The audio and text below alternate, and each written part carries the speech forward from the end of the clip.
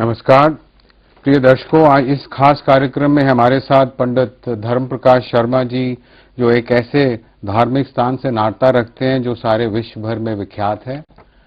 जी हाँ, मैं पुष्कर तीर्थ का जिक्र कर रहा हूं, जिसके प्रधान पुरोहित के इकलौते पुत्र हैं और एक बहुमुखी यानी कि मल्टीफेसेड पर्सनालिटी हैं। शुरू में ये एक फिल्म एक्टर के रूप में इन्होंने काम किया और इनका नाम दिलीप कुमार जैसी विख्यात पर्सनालिटी के साथ जुड़ा हुआ था और उसके बाद एक ये सीनियर एग्जीक्यूटिव रहे बिरला ग्रुप ऑफ कंपनीज में।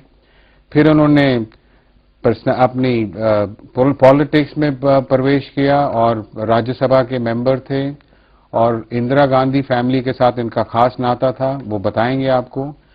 और साथ ही साथ ये राजस्थान स्टेट कांग्रेस कमेटी के जनरल सेक्रेटरी भी थे और उस टाइम सुनने में यह आता था कि मोहनलाल सुखाड़िया के बाद पंडित धर्म प्रकाश शर्मा जी शायद चीफ मिनिस्टर का पद अपनाएंगे, बट वो नहीं होना था क्योंकि प्रभु ने इनको पकड़ लिया था।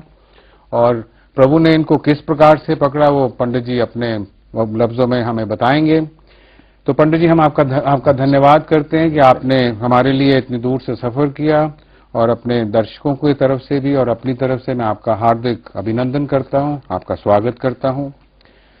पंडित जी, हम जानना चाहेंगे आपसे कि आप भारत देश में आपका जन्म स्थान, पोषण और परवरिश क्या रहा, परिवेश क्या रहा? अगर हम परमेश्वर के वचन बाइबल की चर्चा करें या संसार किसी आध्यात्म की बात करें तो मनुष्य क्या है? ये संसार कांटों की बाड़ी, उलझ उलझ मर जाना रे। इस संसार में कुछ भी प्राप्त नहीं है और इसीलिए इस संसार का कोई भी पद, कोई भी प्रतिष्ठा, कोई भी बड़ाई कोई अर्थ नहीं रखती। तो परिवेश की जहां तक बात होती है, मनुष्य जन्म से ही पापी है। उसके वातावरण, उसकी उपस्थिति कोई मायने नहीं रखती, परंतु मायने रखती है कि जिस सत्य परमेश्वर ने हमारी रचना की है उसको हम कैसे प्राप्त कर सकते हैं। और इसीलिए ये सच है कि पुष्कर पूरे विश्व के अंदर और खासतौर से भारतीय वैदिक अध्यात्म में प्रधान पुरोहितों का महान तीर्थ है। पुष्कर के लिए वेदांतों में लिखा है, पुष्करम दुष्करम भाषम, पुष्करम दुष्करम सेवा। पुष्कर प्रधान तीर्थ है सारे संसार के अंदर और उसके प्रधान पुरोहित पंडित सोनलाल जी शर्मा का मैं एकमात्र पुत्र हूं। और यही नहीं, मेरी माता अत्यंत धार्मिक प्रवृत्ति की महिला थी और मेरे पिता और माता दोनों का राजनीति के अंदर बड़ा सामर्थ्य के साथ में कार्यक्रम रहा था।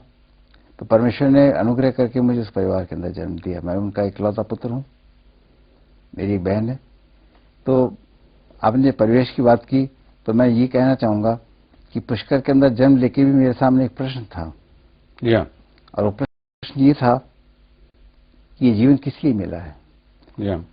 मैं बालकपन से धर्म की सारी प्रवृत्तियां पूरी करता था, परंतु उसके बावजूद भी मुझे शांति नहीं थी।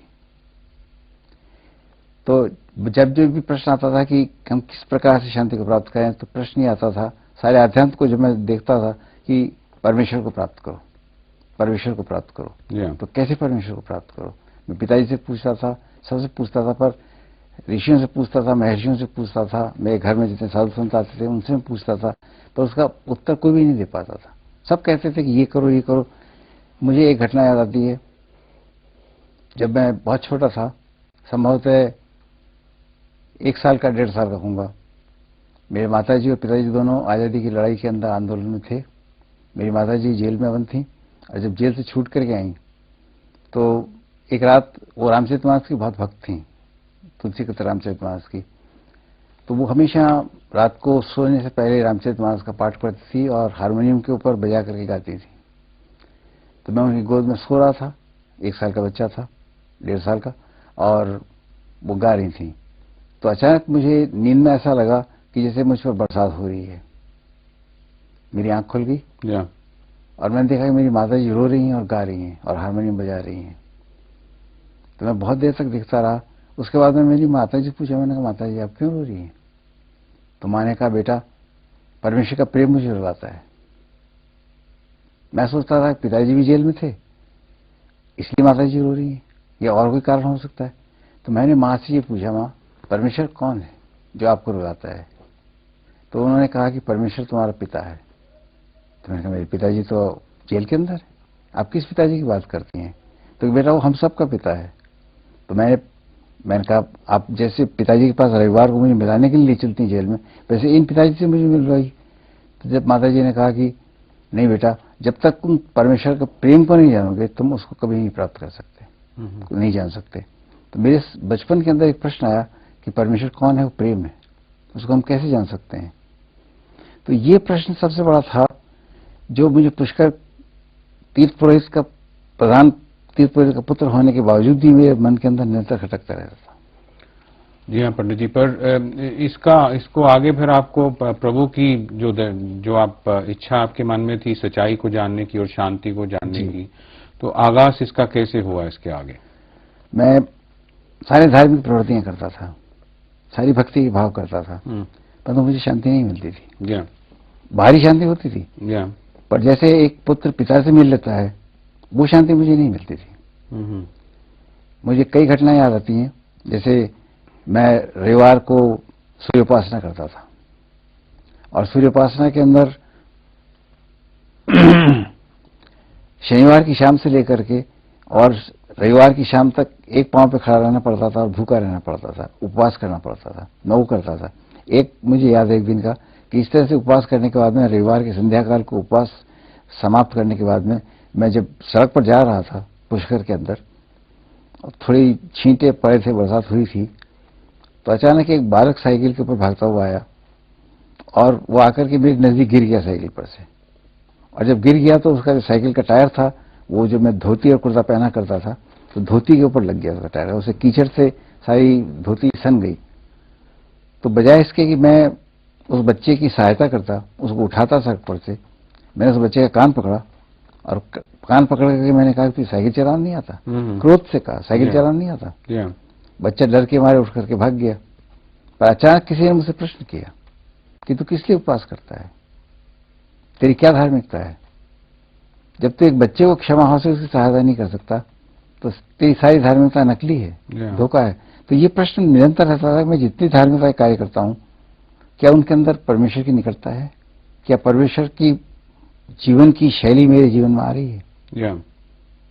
ये बराबर ऐसा प्रश्न है। इस तरह से तो जब मैं कॉलेज में पढ़ता था एक बार, तब सबसे पहली बार मेरे सामने प्रश्न आया, कि एक संध्याकाल को हॉस्टल कमरे के अंदर जब मैं था और मैं मेरे इंग्लिश जो मेरा विषय था अंग्रेजी, उसके प्रूफ सिलेक्शन की किताब को मैं पढ़ रहा था। ये कौन सी यूनिवर्सिटी की बात है? ये आगरा यूनिवर्सिटी की बात है और मैं गवर्नमेंट कॉलेज अजमेर में पढ़ता था। तो मैं हॉस्टल कमरे में था, संध्याकाल थी, बाहर चिड़ियाएं बोल रही थी, मैं कमरे के अंदर था। तो मैंने अपना पढ़ने की कोशिश की, तो सर्मन ऑन द माउंट वो लेसन था, उसको मैंने निकाला। जब मैं उसको पढ़ रहा था तो मैंने कहा ये sermon on the mount Jesus Christ की बात करता है। तो मैं एक पक्का हिंदू और प्रधान पुरोहित का पुत्र होने के नाते क्रिश्चियनिटी के बारे में बड़े गलत ख्याल रखता था और मैं ये सोचता था कि क्रिश्चियनिटी तो किसी अन्य देश से आकर के हमारे देश के अंदर, और खास तौर से ब्रिटिशर्स का जो अत्याचार होता था, ब्रिटिश गवर्नमेंट का जो अत्याचार होता था, और कांग्रेस में क्योंकि मेरे माता और पिता के होने के कारण और आज़ादी की लड़ाई में होने के कारण जो अत्याचार उनको होता था, मैंने देखा कितना ज्यादा। तो मैं सोचता था क्रिश्चियनिटी का मतलब अंग्रेज सरकार। जी हाँ। तो मैंने कहा इससे मुझे क्या लेना देना है सर्मन ऑन द माउंट से। तो मैंने उसका जो इंट्रोडक्शन है उसको पढ़ा। उसमें लिखा था this lesson is being taken from the Holy Bible and it is said that this has changed the life of Mahatma Gandhi. जी हाँ। तो महात्मा गांधी का नाम आया तो मुझे थोड़ा सा रुझान पैदा हुआ कि महात्मा गांधी के जीवन में इस बाइबल से क्या मतलब घृणा दूर हुई थोड़ी, मेरे मन के अंदर हुआ। जी। तो मैंने उस पाठ को पढ़ना शुरू किया, सर्मन ऑन द माउंट को, पर्वतोपदेश को, जो मत्ती के 5, 6, 7 अध्याय के अंदर है। तो वहां जिस जीवन का वर्णन था, जो उपदेश दिए जा रहे थे और जो आदमी उपदेश देने वाला था, उसके जीवन की तरफ मैं सोचने लगा बड़े शांत भाव से। बाहर चिड़ियाएं बोल रही थी, शांत था, बिल्कुल संध्या काल का समय था, और मैं सोचने लगा कि अगर तेरे कोई दाएं गाल पे थप्पड़ मारे तो अपना बायां गाल सामने कर दे, अगर तेरा कुर्ता कोई छीन के ले जा, तू अपनी चादर भी उसको दे दे। जी हाँ। किसी पर दोष मत लगाओ। तुम जगत का रोशनी हो, तुम जगत का दीपक हो। जब ये मैं पढ़ रहा था तो अचानक मुझे लगा कि हमारे जितने भी अवतार हुए, जितने भी दर्शन हुए, जितना मेरा अध्ययन था, उसमें से कोई भी इतना मायने नहीं रखता था। क्योंकि जितने लोग थे, मैं भारत के दर्शन को मैंने देखने लगा। मैंने कहा भगवान राम का जीवन बड़ा उत्तम मर्यादा पुरुषोत्तम का जीवन था। पर जब बाली और सुग्रीव की बात हुई तो उन्होंने सुग्रीव की सहायता करने के लिए बाली को धोखे से मरवा दिया। तो मैंने कहा नहीं, राम के जीवन में भी दोष था। जब कृष्ण के जीवन को मैं देखने लगा तो मैंने पाया कि कृष्ण ने भी एक दोष किया था। जब महाभारत युद्ध हो रहा था तो उस युद्ध के अंदर जब द्रोणाचार्य किसी तरह से हारने के लिए तैयार नहीं थे और सारी पांडवों की सेना को समाप्त कर रहे थे, तो उस समय प्रश्न आया कि किस तरह से द्रोणाचार्य को हताश किया जाए, युद्ध के मैदान से हटाया जाए। तब कृष्ण ने युधिष्ठिर को, जो अर्जुन के बड़े भाई थे, उनको कहा, जो सत्यवादी कहलाते थे, सत्यवादी युधिष्ठिर, उनको कहा कि तुम जाकर के यदि द्रोणाचार्य के पास ये कहो कि अश्वत्थामा हतो नरोवा कुंजरोवा, तुम्हारा इकलौता पुत्र अश्वत्थामा मारा गया है, और धीमे से कह के, जोर से कह के और धीमे से गुजर जाओ, आगे जाकर हाथी था या आदमी मालूम नहीं। और उससे पहले एक अश्वत्थामा नाम का एक हाथी था, उसको मरवा दिया गया। और जो ही उन्होंने सुना द्रोणाचार्य ने कि अश्वत्थामा हतो नरोवा कुंजरोवा, तो उन्होंने सोचा कि मेरा पुत्र मारा गया। वो हतोत्साहित हो गए और उन्होंने बाण चलाना बंद कर दिया। और उस दिन पांडवों की सेना बच गई, जो ना विनाश होना था। तो मैंने कृष्ण ने क्यों झूठ बोला? झूठ बोला ना उस टाइम। और भी मैंने जीवन के अंदर बहुत लोगों को देखा जो बड़े बड़े अवतार थे, बड़ी बड़ी बातें थी, बड़े बड़े महापुरुष थे, बड़े बड़े उपदेशक थे, कहीं न कहीं जीवन के अंदर उनका जीवन उस स्तर पर नहीं आता था जिस स्तर के ऊपर उस उपदेश को, जो सर्वन ऑन द माउंट पर्वतोपदेश में पढ़ रहा था, उसके समान। तो मेरे सामने प्रश्न आया कि ये कौन है आदि उपदेश करने? ये वो मनुष्य है। इसके जीवन के अंदर अगर मैंने जीवन की तराजू लेकर के तोला, संसार के जितने महापुरुष और उनके उपदेश थे उनको रख दिया एक तरफ, और एक तरफ में जो पर्वोपदेश के अंदर जो उपदेश दिया गया उसको रख दिया। और मैंने देखा कि तराजू का जो पलड़ा है वो उस तरफ भारी है जो पर्वोपदेश में है। जब मैं सोच ही रहा था तो अचानक मेरे उस हॉस्टल के कमरे में जिसमें मैं रहता था, अचानक एक आवाज आई जैसे कोई बाहर से बोल रहा हो और कह रहा था, मैं वही हूं जिसको तू बचपन से ढूंढ रहा है। अच्छा। मेरे सामने बड़ा अजूबा हो गया। मैंने कहा बचपन से तो मैं परमेश्वर को ढूंढ रहा हूं। तो मैंने अपने आप से कहा कि नहीं, ये तो कोई झूठी आवाज है बाहर से। तो मैं दरवाजे पे गया, मैंने खोल के देखा, मैंने कौन है बाहर?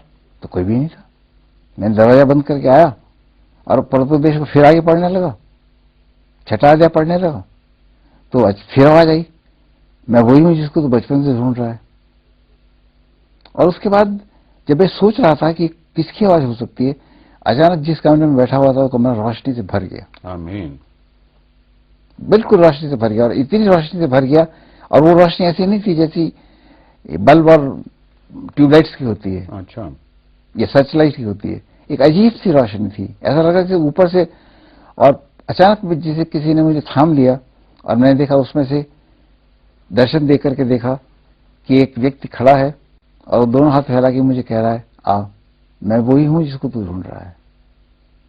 उसके बाद मैं एकदम तंद्रा के अंदर चला गया, आत्मिक तंद्रा के अंदर चला गया, और मैं सोचने लगा कि ये क्या हो सकता है। और उसके बाद कमरा बिल्कुल अंधेरा हो गया और अंदर से एक अजीब शांति और ढूंढ मेरे जीवन में पैदा हो गई। और जब ये घटना हुई तो मैं इतना व्यग्र हो गया, इतना व्यग्र हो गया, और मैं कमरे से बाहर निकल गया सांस लेने के लिए घबराहट के अंदर। और मुझे लगा कि मुझे तुरंत जाना चाहिए मेरे प्रिंसिपल के पास जो कृष्ण थे, क्योंकि मैं बाइबल का एक हिस्सा पढ़ रहा था। तो मैं उनसे पूछना चाहता कि क्या है मेरा अनुभव। वीवी जॉन, जो बाद में यूनिवर्सिटी के, राजस्थान यूनिवर्सिटी के कुलपति हो गए और बाद में दिल्ली यूनिवर्सिटी के कुलपति थे, मैं उनके पास दौड़ के गया अपनी साइकिल लेकर के, जो उनका बंगला सामने ही था मेरा हॉस्टल। और मैंने जाते ही सबसे पहला सवाल उनसे किया, sir tell me who is Jesus Christ. और मैंने उनको एटमॉस्फियर, अपना जो अनुभव था वो बताया। तो उन्होंने कहा कि यू आर टू रिलीजियस। क्या बात है? मैंने कहा मैं इसे पढ़ रहा था इसको। तो उन्होंने मुझे कहा कि आई विल टेल यू। उन्होंने मुझे अपनी गाड़ी में शौहर को बुलाया और कहा कि इनको ले जाओ बिशप साहब के पास। और जो रोमन कैथोलिक के बिशप थे उनके पास उन्होंने मुझे भेज दिया। वहां एक फ्रेंच बिशप थे, उनके पास भेज दिया उन्होंने। और उनको जाके मैंने अपना ये फिर से अनुभव नरेट किया उसी शाम को। तो उन्होंने कहा कि till you want become a Christian you can not know these things. कुछ नहीं जान सकते जब तक तुम मसीह नहीं बनोगे, ईसाई नहीं बनोगे। मैंने कहा I hate to be a Christian, पर मुझे बताओ यीशु ख्रिस्ट कौन है। तो उसने कहा जब तक तुम मसीह नहीं बनोगे, तुम्हारा बपतिस्मा नहीं होगा, तो तुम कुछ नहीं जान सकते, तुम्हारा ख्रिस्टीकरण नहीं होगा, कुछ नहीं जान सकते। मैंने कहा नहीं, मैं घृणा करता हूं इस बात से। तो उन्होंने कहा नहीं, क्योंकि तुम प्रधान पुत्र हो और मैं तुमको ये बातें नहीं बता सकता। तो मैं बहुत निराश हुआ, वहां से बहुत निराश हुआ। मैं हॉस्टल के कमरे में लौट के आ गया, पर मेरे मन में एक उत्सुकता जगी कि यीशु ख्रिस्ट कौन है, कहां मिल सकता है। तो जिस उपदेश को मैं पढ़ रहा था, उस उपदेश से लग रहा था कि ये जीवन उन लोगों के पास होना चाहिए जो उनके पीछे उनकी मान्यता को मानते हैं, उनके धर्म को मानते हैं, उनके आदर्शों को मानते हैं। मेरे साथ बहुत से बच्चे जो क्रिश्चियन थे, बच्चियां जो क्रिश्चियन थी, पढ़ती थी कॉलेज के अंदर। मैं उनके जीवन को देखने लगा कि सर्वम द माउंट की सब बातें उनके जीवन में है कि नहीं है। एक दिन मैंने कुछ लड़कियों का मेरे साथ पिक्चर देखने कौन कौन चलेगा, तो उनमें जितनी क्रिश्चियन लड़कियां थी उन्होंने कहा कि हम चलेंगे। परंतु एक हिंदू लड़की थी, उसने कहा मैं ही चलूंगी। मैंने कहा क्यों, तुम क्यों नहीं चलोगी? कि नहीं, मेरे पापा डांटेंगे मुझे शाम को अगर मैं घर नहीं लौटूंगी तो मैंने क्रिश्चियन बच्चों से पूछा कि don't you fear your parents. परमेश्वर का वचन तो कहता है honour your parents and obey your parents. तो उन्होंने कहा we damn care for that. अच्छा। तब मुझे बहुत दुख हुआ इस बात को सुन करके कि मसीह होकर भी, ईसाई होकर भी वो परमेश्वर के वचन को मानने के लिए तैयार नहीं है। तब मुझे लगा कि ऐसा लगता है कि बाइबल एक हिपोक्रेसी है कि आदर्शवाद की बातें तो बहुत कही जाती हैं, परंतु जीवन के अंदर परोपदेश का कुछ बात देखने को नहीं मिलती है, प्रैक्टिकल नहीं। पहला प्रश्न मेरे सामने आया। और तब पहला मेरे जीवन का अनुभव ये हुआ कि मैंने इतना क्रोध मुझे आया कि ये सब हिपोक्रेसी है, और वो जो मेरे मन के अंदर ख्रिस्ट विरोधी भावनाएं थी वो पनप गई फिर से। और मैंने अपनी लाइब्रेरी से, कॉलेज की लाइब्रेरी से बाइबल के 3 वर्जन्स थे, हिंदी में था, एक इंग्लिश में था, एक उर्दू में था, वो तीनों निकलवाए, इशू करवाए। और इशू करवाए पहली बार मैंने ये किया कि वहां के पोर्च में खड़े होकर के, कॉलेज के पोर्च में खड़े होकर के उन तीनों बाइबलों को आग लगा दी। अच्छा। लड़कों को बुलाकर, मतलब आप में इतनी घृणा बनी, इतनी घृणा पैदा हुई। और मैंने कहा here is the instance of hypocrisy. एक धर्मवाद जो है, झूठा धर्मवाद है, उसका देखो बखौल कितना बड़ा होता है। और लोगों ने ताली बजाई, लड़कों ने ताली बजाई, केरोसिन डाल के जला दिया।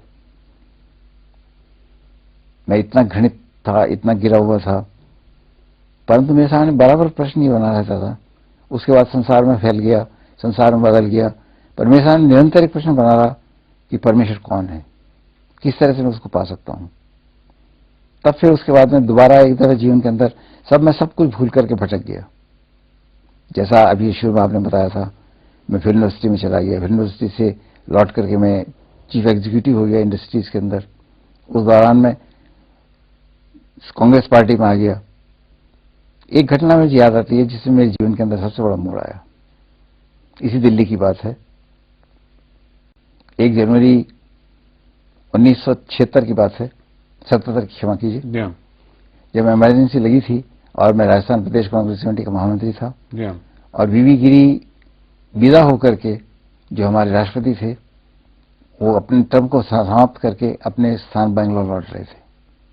उनको छोड़ने के लिए दिल्ली स्टेशन के ऊपर, सभी प्लेटफॉर्म के ऊपर सभी बड़े बड़े पॉलिटिशियंस खड़े थे। मैं भी राजस्थान से आया हुआ था, मेरे चीफ मिनिस्टर मोहनलाल सुखड़े भी आए हुए थे। गिरी साहब आए, सबने उनको विदा किया, सबने माला पहनाई, हाथ मिलाया। उसके बाद वो अपनी जो प्रेसिडेंशियल कोच था उसमें बैठ गए और बैठ करके खड़े हो गए और हाथ हिलाने लगे और गाड़ी रवाना हो गई। जब गाड़ी जा रही थी और वो हाथ हिला रहे थे, तो किसी ने मुझसे पहला प्रश्न किया, ये जानता कौन जा रहा है? तो मैंने कहा एक्स प्रेसिडेंट वीवी गिरी। तो उसने पूछा कि कहाँ जा रहे हैं? मैंने कहा अपने घर जा रहे हैं। ये सब घटना चल रही है, करिश्मे की तरह चल रही है, और वो सब हो रहा है, वो लोग जा रहे हैं, मैं देख रहा हूँ ट्रेन जा रही है आगे। तब पूछा कि कहाँ जा रहा है? मैंने कहा ये अपने घर जा रहे हैं। उसके बाद कहाँ जाएगा? मैंने कहा हर आदमी को जाना है इस संसार से। आपकी ऑडिबल, आपको मैं आवाज सुन रहा हूं, मैं आवाज सुन रहा हूं। कोई दृश्य भी हुआ? नहीं, मैं सुन रहा हूं आवाज सुनने की आवाज है कि कहां जाएगा ये। मैंने कहा हर आदमी इस संसार से विदा हो जाता है, तो कि तू अपने प्राणों को कैसे बचाएगा। मेरे सामने प्रश्न आया कि तू भी इस तरह जाएगा। तू अगर इस संसार में बड़ी से बड़ी पोजीशन प्राप्त कर लेगा, जैसे वी गिरी ने प्राप्त कर ली पॉलिटिक्स में रहते हुए, बिजनेस में रहते हुए, उसके बाद भी तू कहां जाएगा? तू कहां जाएगा? तू नहीं जानता कहां जाएगा। तू जानता है कहां जाएगा? मैं कहा नहीं जानता। या तो नर या स्वर्ग। तो स्वर्ग कैसे प्राप्त होगा तुझे? तू जानता है? Are you sure about that? पहली बार प्रश्न आया, तू अपने प्राणों को कैसे बचाएगा? अगर सारे संसार को भी प्राप्त कर ले, तू अपने प्राणों को कैसे बचाएगा? और तब पहली बार जैसे यीशु ख्रिस्ट का वो वचन मेरे सामने आ गया, यदि मनुष्य सारे संसार को प्राप्त करे तो उसे क्या लाभ मिलेगा, ये अपने प्राणों की रक्षा कैसे करेगा। जी हाँ, वो पुराने वाला वचन। जी हाँ। और तब जीवन के अंदर मैंने उसी वक्त खड़े खड़े मैंने प्रभु यीशु मसीह को अपना जीवन दिया। तो प्रश्न ये आ जाता है। पंडित जी, यहाँ मैं एक मिनट रोकना चाहूंगा आपको। मुझे आपका आपने एक दफा जिक्र किया था जब प्रभु ने आपको इस प्रकार दर्शन दिए जी। और मैं आमतौर पे लोगों को यही बताता हूँ कि हमारे पंडित जी को मैं Indian Saul converted into Indian Paul कहता हूँ, क्योंकि इसी प्रकार प्रभु यीशु क्रिस्ट ने सॉल को भी इसी प्रकार दर्शन दिए थे और इसी प्रकार उनसे बात की थी और उनका जीवन परिवर्तन आ गया था। आपने जो ये जिक्र इस घटना का किया, उसके बाद शायद आप वहीं से आपने बताया था कि इंदिरा गांधी के पास गए और आपने इस्तीफा दे दिया। उसके बारे में हमें बताएंगे कि क्या हुआ उसके बाद? आपने बताया कि आप। जी, मैं बता रहा हूँ।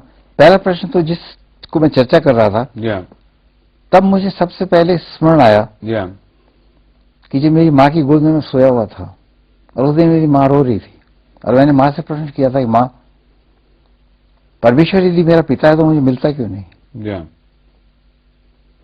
मेरी चिंता क्यों नहीं करता? मेरे दर्शन क्यों नहीं देता? और तब माँ ने कहा था कि बेटा, जिस दिन परमेश्वर का प्रेम तू जान लेगा उस दिन उसका दर्शन तुझे मिल जाएगा।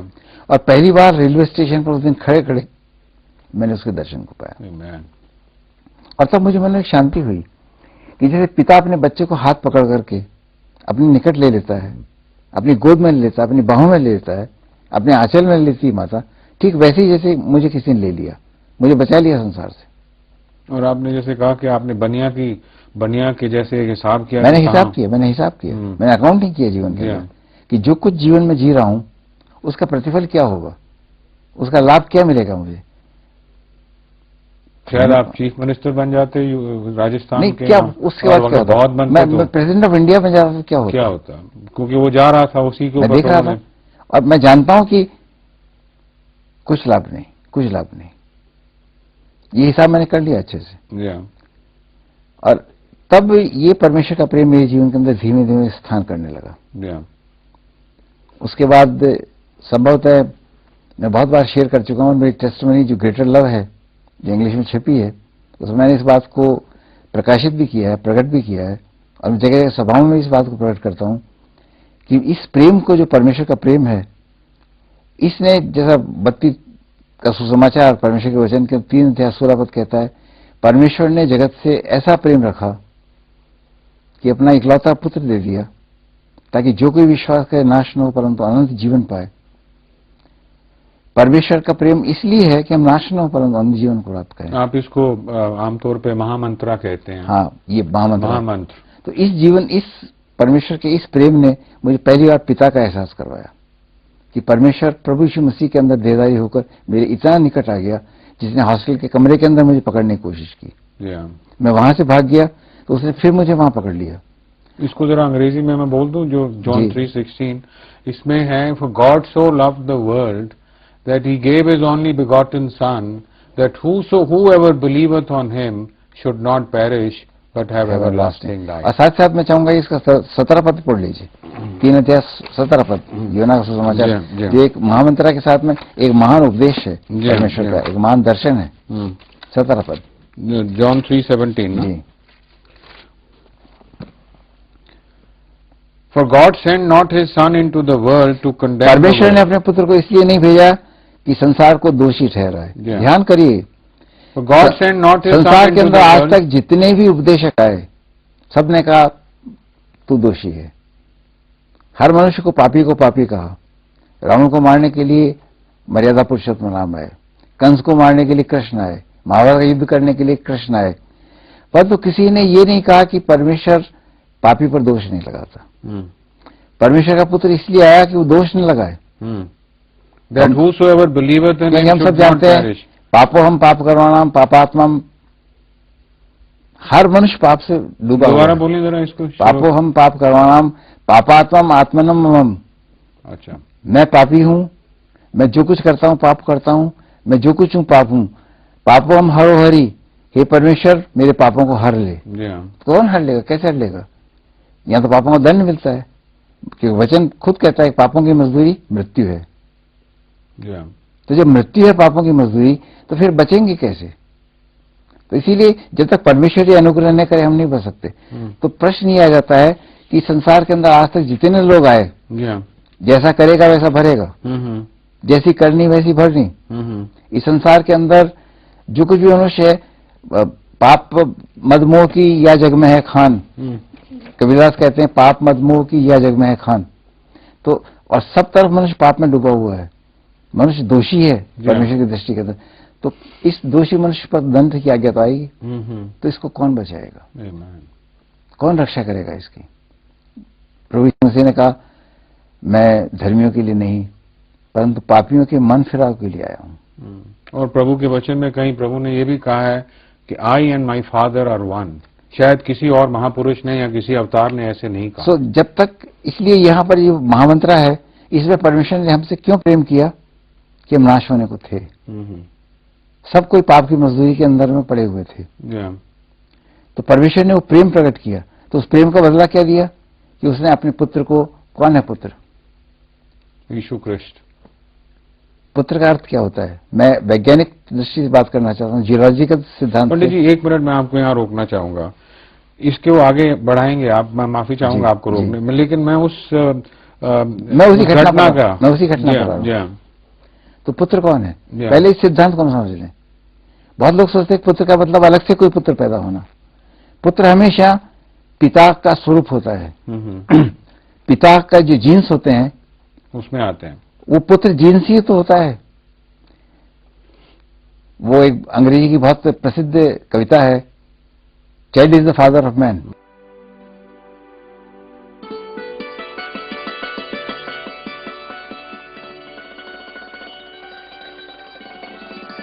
पंडित जी मैं उस घटना के बारे में थोड़ा जानना चाहूंगा जो आपको प्रभु ने दर्शन दिए, और उस पे आप बाद में इस पे आ रहे हैं तो बाद में करना चाहेंगे। हाँ, जी मैं उसी पर आऊंगा। जी हाँ। तो प्रश्न ये आ जाता है कि परमेश्वर को हम कैसे प्राप्त कर सकते हैं। जी हाँ। तो मसीह यीशु और कुछ नहीं, मसीह यीशु परमेश्वर का सहज स्वरूप है जो हमारे बीच में मानव शरीर के अंदर प्रकट, क्योंकि परमेश्वर तो आत्मा है। जी हाँ। परमेश्वर तो कोई स्वरूप नहीं चाहिए, परमेश्वर तो अजन्मा है। जी हाँ। परमेश्वर तो निराकार है, निरंजन है, अदर्शनीय है, कोई उसे नहीं देख सकता। वचन कहता है परमेश्वर को कभी किसी ने नहीं देखा। भारतीय दर्शन भी इस बात को कहते हैं। उपनिषद कहता है नैति दर्शनम यथा, हे परमेश्वर हम तुझे ढूंढ ढूंढ कर थक गए परंतु तेरा दर्शन प्राप्त नहीं किया। यतम त्वाद्वम दर्शनम नति किम मोक्ष संभवम, और जब तक तेरा दर्शन नहीं हो जाएगा तब तक मोक्ष कैसे मिलेगा। तो मेरे सामने एक प्रश्न था कि जब तक उसका दर्शन न हो जाए, जब तक मैं उसके साथ में, जैसा मेरी माँ कह रही थी, जब तक उसको तू जानेगा नहीं, उसके प्रेम को नहीं जानेगा, उसका दर्शन नहीं होगा। मैं कह रहा था माँ जैसे पिताजी से मिलाने के लिए तू जेल पे मुझे ले चलती है, इन पिताजी से मिला जब तो कहता है कि पिताजी हैं, तो कि नहीं मिल सकता। तो परमेश्वर को कैसे पा सकते हैं? यीशु ख्रिस्ट इसलिए आया कि हम यीशु ख्रिस्ट में परमेश्वर को पा सकते हैं। और किस लिए कैसे पा सकते हैं कि उसने सबसे पहले हमारे पर दंड की आज्ञा नहीं दी, परंतु उस दंड की आज्ञा से मसीह यीशु के लहू से हमको स्वतंत्र किया। परमेश्वर ने अपना पुत्र इसलिए दे दिया ताकि उसमें होकर के हम परमेश्वर के सामने पवित्र होकर के जा सके। तो परमेश्वर का दर्शन मुझे यीशु ख्रिस्ट में मिला, और जब ये दर्शन मुझे मिल गया तो उसके बाद में मैंने अपना जीवन प्रभु यीशु मसीह को दे दिया। एक बार की घटना मैं बताना चाहता हूँ इस सत्य के विषय में कि जब मैं दार्जिलिंग में एक पवित्र सभा थी, वहां से मैं लौट के आ रहा था। तो जब मैं दिल्ली लौट करके आया सुबह के वक्त में, तो उस समय इमरजेंसी लगी हुई थी देश के अंदर, और मैं कांग्रेस का जनरल सेक्रेटरी था, और मेरे मन के अंदर पूरी तरह से निश्चित हो गया था कि अब मैं जब मैंने स्वर्गीय राज्य के आनंद को प्राप्त कर लिया है, तो और जब मैंने इस प्रश्न को जान लिया था कि तेरे प्राणों का मूल्य क्या है, संसार को पाने से तो तुझे कुछ भी नहीं मिलेगा, संसार की किसी भी महानता को प्राप्त करने के बाद भी तुझे परमेश्वर का प्रेम नहीं मिलेगा जब तक और परमेश्वर का अनुग्रह मुझ पर हो गया, तो मुझे लगा कि मुझे कांग्रेस से इस्तीफा दे देना चाहिए, राजनीति से त्यागपत्र दे देना चाहिए। तब मेरे मन में आया, उस दिन मुझे प्रेरणा हुई, और उस दिन मैं एक नंबर सफदरजंग कोठी चला गया श्रीमती इंदिरा गांधी के पास, वो प्राइम मिनिस्टर थी, मिलने के लिए। और मिलकर के थोड़ी देर बातचीत होने के बाद में उन्होंने मुझसे कांग्रेस का हालचाल पूछा राजस्थान का। तो मैंने कहा, मैडम मैं एक विशेष निवेदन लेकर के आया हूं, और मैंने अपना जो त्यागपत्र मैंने लिखा था 2 लाइन का, कि मैं राजनीति से और कांग्रेस पार्टी से अपना त्यागपत्र उपस्थित करता हूं, कृपया करके इन्हें स्वीकार कर लीजिए। तो मैंने उनके सामने रखा, उन्होंने पढ़ा, और पढ़ करके कहा कि क्यों, ये क्या हो गया तुम्हें?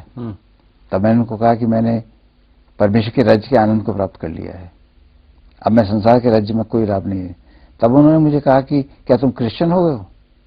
तो मैंने कहा, नहीं मैडम। इंदिरा गांधी ने कहा? इंदिरा गांधी ने कहा। मैंने कहा, मैं क्रिश्चियन नहीं हो गया, मैंने तो बाइबल एक बार भी नहीं पढ़ी अभी तक, पूरी की पूरी नहीं पढ़ी है, परंतु परमेश्वर के प्रेम को मैंने यीशु ख्रिस्ट में जान लिया है। तब उन्होंने कहा, बाइबल तो मैं भी जानती हूं, तो तुम क्या जानते हो?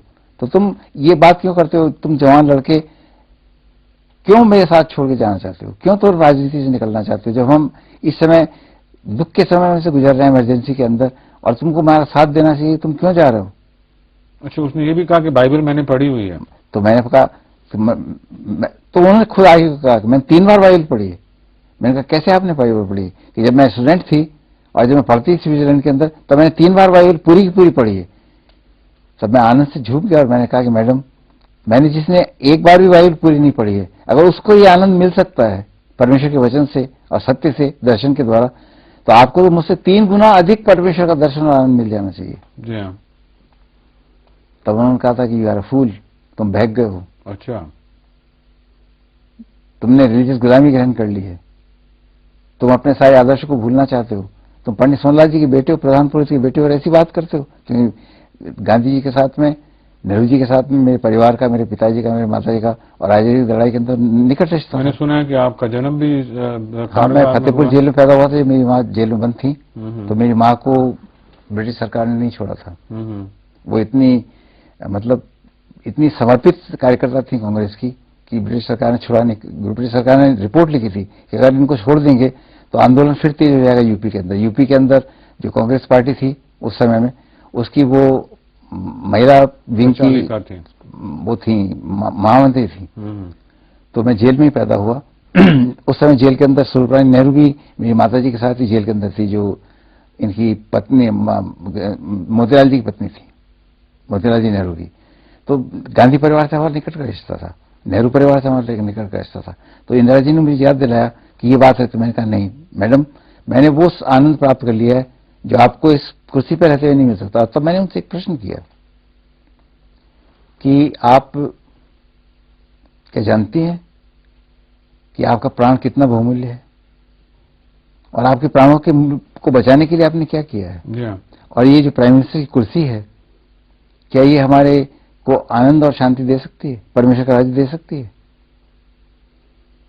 तब उन्होंने मुझे एक प्रश्न किया था कि are you not a foolish? अच्छा।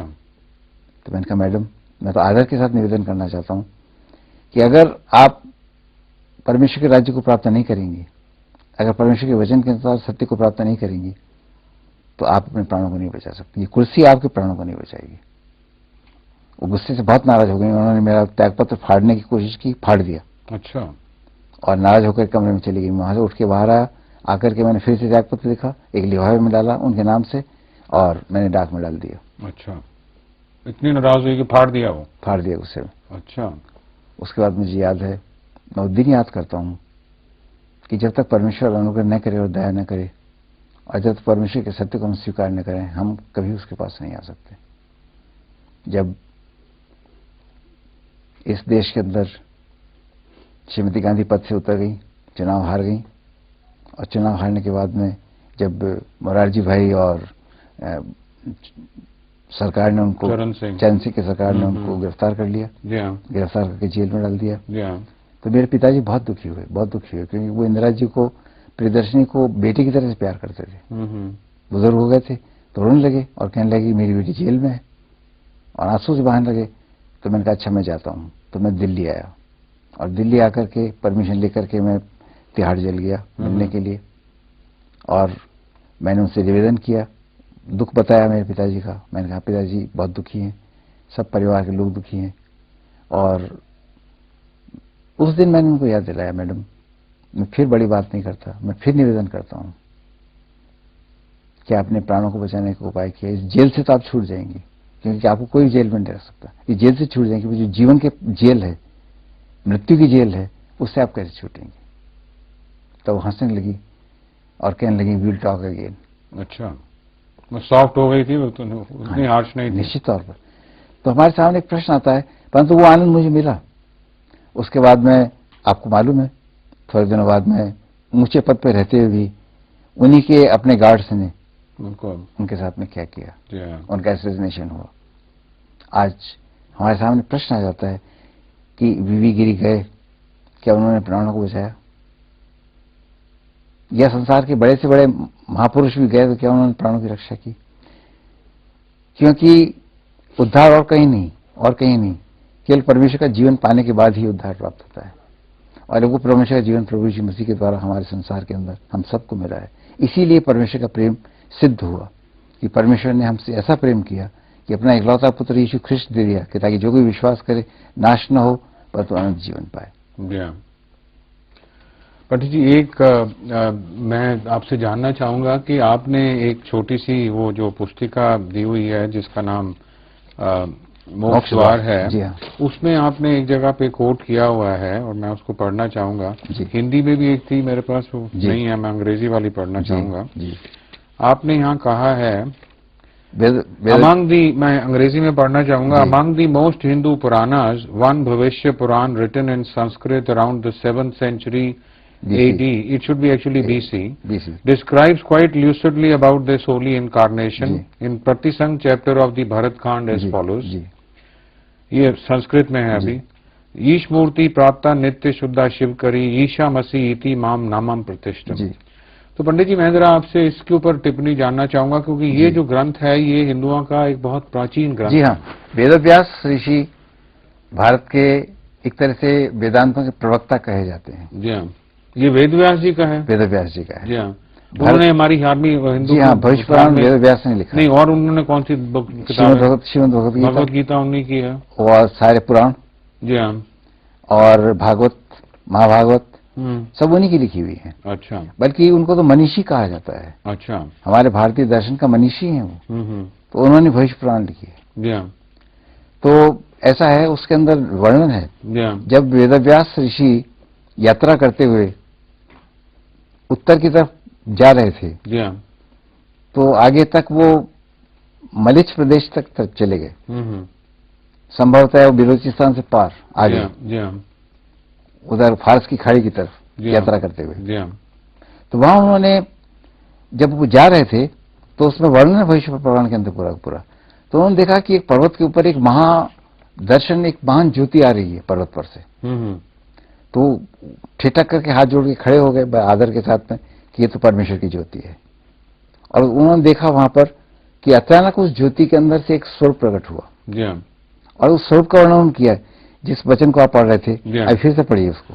ईश मूर्ति प्राप्त नित्य शुद्धा शिव करी। वो मूर्ति जिसका दर्शन किया वो ऐसा लग रहा था कि ईश्वर की ही मूर्ति हो, ईश्वर का ही स्वरूप, मूर्ति मतलब स्वरूप, ईश्वर का स्वरूप हो।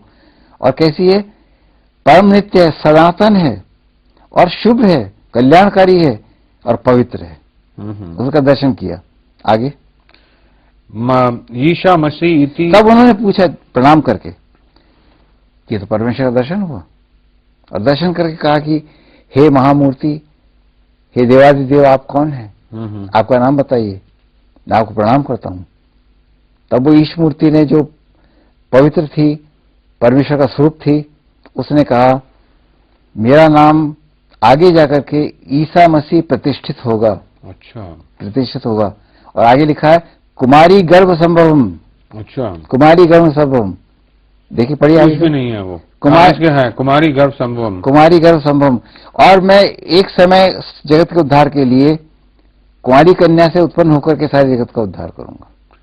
पंडित जी, अब इससे एक चीज और एक क्वेश्चन उत्पन्न होता है कि इतना कुछ हिंदू ग्रंथों में लिखने के बावजूद ये बाकी जो बाद में जो हिंदू ग्रंथ आए उसमें कुछ इसका जिक्र ही नहीं है। पर्दा डाल दिया क्या? नहीं, ऐसा नहीं है। जी हाँ।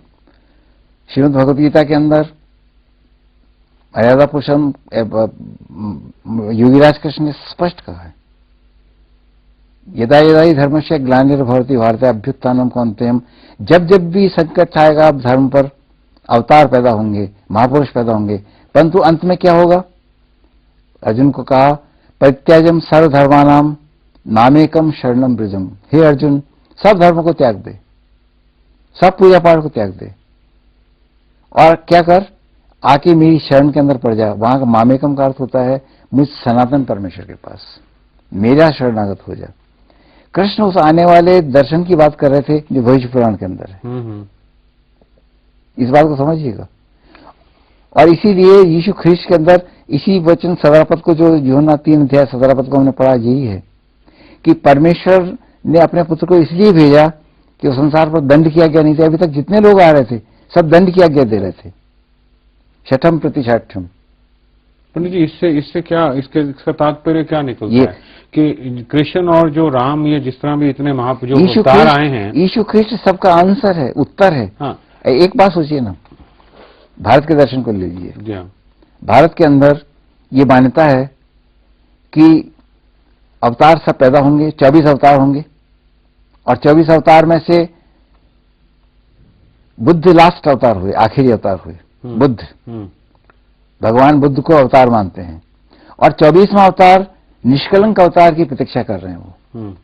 पंडित जी, समय का अभाव है, मैं सिर्फ इसमें ये जानना चाहूंगा कि अवतार और प्रभु यीशु कृष्ण में क्या फर्क है? देखिए वचन, अगर आप वचन पढ़ेंगे तो उसमें स्पष्ट लिखा है, पूर्व युग से परमेश्वर ने हमारे बाप दादों से, 1:1 जी हाँ, आप करें। पूर्व युग में परमेश्वर ने हमारे बाप दादों से भिन्न भिन्न प्रकार से बातें की। जी हाँ, जी हाँ, भिन्न भिन्न प्रकार से बातें की। किसके द्वारा बातें की?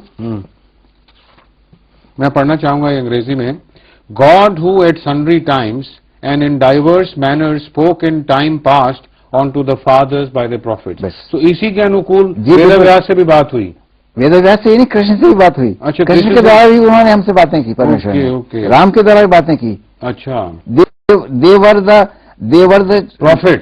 The profits. ओके, मोहम्मद के द्वारा बातें की। But had in these last days spoken unto us by his son whom he had appointed heir of all things. यशायाह के द्वारा भी बातें की। हाँ। परंतु अंत के अंदर किसके द्वारा बातें की, ये तो मैं बात करना चाहता हूँ। 24 अवतार में से 23 अवतार तो हो गए, 24वां क्यों नहीं हुआ आज तक? 24 अवतार तो 3000 साल में हो गए, और 24वां अवतार 5000 साल में नहीं हुआ आज तक। कहाँ है वो 24वां अवतार, निष्कलंक अवतार? कौन है निष्कलंक? सब तो मैंने आज शंकराचार्य से ही बात पूछा, सोरानंद जी से एक बार, जो द्वारका के शंकराचार्य थे, उनसे पूछा। मैंने कहा जब ये बात है तो मुझे बताइए कि निष्कलंक अवतार की प्रतीक्षा हम कर रहे हैं ना, तो इसका मतलब पहले जो अवतार हुए वो निष्कलंक नहीं थे? तो हंसने लगे और कहने लगे, you have caught the truth. अच्छा, ये शंकराचार्य जी ने सत्य को पकड़ लिया है। तो अभी वो मतलब तो निष्कलंक अवतार कौन होगा? नहीं, पर उसके बावजूद वो प्रभु यीशु कृष्ण को फिर मानने का तैयार नहीं है ना, निष्कलंक अवतार। यीशु ख्रीष्ट के मार्ग के अंदर जो सबसे बड़ा रोड़ा मैंने बता दिया कि मेरे मार्ग में क्या रोड़ा था फर्स्ट कॉलेज के अंदर, जब परमेश्वर का दर्शन मुझे मिला यीशु ख्रीष्ट का, और मैं तुरंत मैंने उसको ढूंढना शुरू कर दिया। कहाँ ढूंढा? सबसे पहले अगर मैं कहता हूं, अगर मैंने कहा है कि मैंने शराब पी है, दृष्टांत के तौर पे मैंने शराब पी है, या मैं कसरत करता हूं, पहलवान हूं, मैं जिम्नास्टिक करता हूं, तो मेरी मसल्स के अंदर वो पावर नजर आनी चाहिए ना। अगर मैं कहता हूं कि मैंने शराब पी है, तो वो शराब का नशा मेरे हाव भाव से नजर आना चाहिए ना। तो कोई कहता है कि मैं मसीही हूं, मैंने परमेश्वर को जान लिया है, मैंने परमेश्वर को प्राप्त कर लिया मसीह यीशु के अंदर, मेरा उद्धार हो गया है, तो क्या उसके जीवन में उद्धार दिखना नहीं चाहिए? वो दिखता कहां है? तो मुझे कॉलेज के अंदर उन क्रिश्चियन बच्चों के अंदर वो उद्धार नहीं दिखा। उनके परिवारों में जाने लगा, उनके माता पिताओं में उद्धार नहीं दिखा। मैं चर्च जाने लगा, चर्च के अंदर क्या होता था? मैं बताना उसमें नहीं जाएंगे, बस दो तो वो मिनट नहीं, हमारे पास तो और उधार है। जो नहीं मिला था समय के अभाव के कारण मैं आपसे एक आखिरी क्वेश्चन जी। ये पूछना चाहूंगा कि हमारे दर्शकों के लिए आपका क्या उपदेश है, खासतौर पे जो हमारे हिंदू भाई और क्रिश्चियन भाई और जो सिख भाई और जो दूसरे जो जिसने प्रभु को जानना एक धर्म के रूप में उसको जानते हैं, जी, उनके लिए आपका क्या उपदेश है? वार्तालाप का अंत यही है, परमेश्वर आत्मा है। मैं चाहूंगा कि आप उधर देखिए, उस तरफ, उस परमेश्वर कैमरे में, को और प्रभु देखिए ना, की मत्ती यूहन्ना का सुसमाचार 17 अध्याय 1 पद खोलिए कृपा करके, उसका उत्तर मिल जाएगा। 17 का जॉन 17:1 जी, 1, 2, 3 तीनों पद पढ़ लीजिए। जॉन 17 का जी। These words spoke Lord Jesus and lifted up his eyes to heaven and said, Father, the hour is come, glorify thy Son, and thy Son also may glorify thee. बस true. And as thou hast given him power over all flesh, that he should give eternal life to as many as thou hast given him. देखिए किसको देगा ऐसा, जिन जिन को भी परमेश्वर उनके पास आता है, प्रभु यीशु मसीह के पास, उनको अनंत जीवन देना चाहता है। अनंत जीवन क्या है? परमेश्वर का जीवन। परमेश्वर कौन है? अनंत है, वो जीवन देना चाहता है। और अगला पद, and this is life eternal. This is life eternal. What is, हम सब अनंत जीवन की बात करते हैं, परमेश्वर के जीवन की बात करते हैं। अनंत जीवन क्या है? This is life eternal, that they might know thee the only true God, बस, and Lord Jesus Christ whom thou hast sent. पहले सत्य परमेश्वर को जाने। कैसे जाने सत्य परमेश्वर को? और उसके पुत्र यीशु मसीह को जिसे उसने भेजा है जाने। अनंत जीवन और परमेश्वर ही है,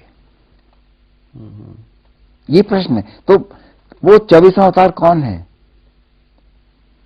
प्रभु यीशु मसीह। आमीन। तो मैं क्रिश्चियन से बात करना चाहता हूँ, हिंदू भाइयों से बात करना चाहता हूँ, संसार में जहाँ कहीं मनुष्य है, उधर कैमरे की तरफ जहाँ मनुष्य है, मैं उनसे बात करना चाहता हूँ। और वो बात ये है कि उद्धार और कहीं नहीं है, अनंत जीवन और कहीं नहीं, परमेश्वर का प्यार कहीं नहीं मिलेगा, परमेश्वर की क्षमा कहीं नहीं मिलेगी। अगर शांति चाहिए इस संसार के अंदर, जब मृत्यु चारों तरफ से घेरे हुए है, दुख चारों तरफ से घेरे हुए है, संसार नाश होने के कगार पे खड़ा हुआ है, ऐसे में शांति कहाँ मिलेगी? केवल अनंत जीवन का आंसर है प्रभु यीशु मसीह। और प्रभु यीशु मसीह के पास क्रिश्चियन बनने से नहीं है, प्रभु यीशु मसीह के जीवन को प्राप्त करना। आपने पहले ही कहा कि कोई धर्म नहीं है, ये एक बिल्कुल नहीं, लिविंग गॉड से एक रिलेशनशिप है। परमेश्वर के जीवन को प्राप्त करने का मतलब यीशु ख्रिस्ट में से होकर के, उसके स्वरूप में प्रवेश करके, उस आनंद में प्रवेश करके, उसकी क्षमा को प्राप्त करके परमेश्वर के जीवन से एक हो जाना, और ये जीवन का परिवर्तन है। इसीलिए प्रभु यीशु मसीह को ग्रहण करने का मतलब धार्मिक होना नहीं है, जीवन परिवर्तन है। पाप से ज्योति में, अंधकार से ज्योति में आना है। तो आप श्लोक बोलते हैं, ज्योति में वाला कौन सा है जो आपने पहले भी बोला था? इसी को कि अंधकार से ज्योति में आना। जी हाँ, तमसो मां ज्योतिर्गमय, तमसो मां ज्योतिर्गमय। तो यही प्रश्न है कि ज्योति की आवश्यकता है, इस देश को आवश्यकता है, सारे संसार को मानव जीवन को आवश्यकता है, और वो यीशु ख्रिस्ट मिलेगा। प्रभु यीशु मसीह जीवन का प्रकाश है। और जैसा मैं कहना चाहता हूं, परमेश्वर का वचन कहता है, चाहे हम वेदांतों से ले लें, चाहे बाइबल से ले लें, चख कर देखो परमेश्वर कैसा भला है। आमीन। टेस्ट द गॉड, चख कर देखो। चखने के लिए हमें उसके पास आना पड़ेगा। ईट हिम, ड्रिंक हिम, उसके जीवन को पी लीजिए, खा लीजिए, और जब होगा उसका जीवन मुझ में से प्रकट होगा, तब अपने आप हम जान जाएंगे, संसार जान जाएगा। यीशु ख्रिस्ट पर आज तक किसी ने उंगली उठाकर दोष नहीं लगाया, किसी ने नहीं लगाया। क्यों नहीं लगाया? क्योंकि वो बेदाग है, बेदाग है। परमेश्वर किसी को दोष लगाएगा आज तक? कोई नहीं लगा सकता।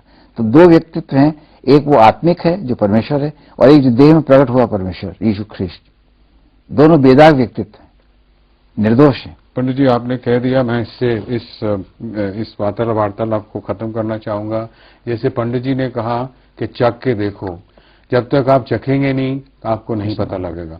और आमतौर पे जैसे मैं कहता हूं कि किसी के सामने अगर 2 प्याली चाय की रख दी जाए और किसी से पूछा जाए भाई कौन सी इसमें मीठी है, कोई भी आदमी नहीं बता सकता कि कौन सी मीठी है जब तक उसको चखा नहीं जाए। तो हमारा और पंडित जी की इस मीटिंग का मेन मकसद सिर्फ ये है कि उस प्याली को चख के देखो, और जब आप देखेंगे तो आपको पता लगेगा कि कौन सी मीठी है और कौन सी खट्टी है। इसमें कोई धार्मिक तुलना की बात नहीं है, इसमें सिर्फ ये जानने की बात है कि किस में सच्चाई है और किस में शांति का वरदान मिलेगा। क्योंकि पंडित जी ने भी चखा, मैंने भी चखा, और मैं समझता हूं कि पिता परमेश्वर ने, जैसे पंडित जी ने कहा महामंत्रा कि God so loved the world that he gave his only begotten son, that whosoever believeth on him, प्रभु ने ये नहीं कहा क्रिश्चियंस, और सिख्स और हिंदू, whosoever, जो कोई- क्योंकि हम सब प्रभु की संतान हैं, whosoever believeth on him should not perish but have everlasting life। पंडित जी, आपका बहुत धन्यवाद कि आपने आके हमें समय दिया और इतनी भेद की बातें बताई। प्रभु जी, मैं चाहूंगा कि इसको खत्म करने से पहले आप दर्शकों के लिए प्रार्थना कर दें कि जहां भी ये वार्तालाप सुना जाए, प्रभु जी, प्रभु की शांति उस घर में आए, प्रभु के स्वर्गदूत उस घर में आके अपने आप को। हे पवित्र पिता, तू कृपालु है, तू दयालु है, तू धीरजवंत है। तू नहीं चाहता कोई भी नाश हो, परंतु चाहता है तेरा जीवन हर एक को प्राप्त हो। धन्यवाद देते हैं। लगभग 2000 वर्ष पूर्व जब हम पापों में डूबे हुए थे, खोए हुए थे, तब तूने अपने आप को यीशु ख्रीष्ट में देहधारी किया और हमारे बीच आकर के दुख सुख भोगी मनुष्य बनकर, हे पवित्र पिता, तूने मानव जीवन के अंदर होकर के हमारे पापों को अपने ऊपर उठा लिया। धन्यवाद देते हैं, तेरे उस बलिदान के द्वारा हमारा उद्धार हुआ। आज परमेश्वर इन सब प्रिय लोगों को, इन दर्शकों को और पूरे संसार की प्रजा को, जहां तक ये वचन पहुंचता है, अपना उद्धार दे उस कार्य के द्वारा जो यीशु ख्रीष्ट में तूने किया है। परमेश्वर पिता, हम सब पर अपना अनुग्रह प्रकट कर। पिता, तेरा वचन हम सब के हृदय में गहराई तक जाए और तेरी महिमा हो। और जैसा तूने कहा है, सत्य को जानोगे तो सत्य तुम्हें स्वतंत्र करेगा। महान पिता, ये सत्य गहरे तक हमारे बैठ जाए। पवित्र आत्मा के द्वारा हमारी सहायता कर। सब पर आशीष हो। प्रभु यीशु मसीह के नाम में मांगते हैं, आमीन। आमीन। धन्यवाद दर्शकों आपका, आपके समय के लिए। सबको नमस्कार।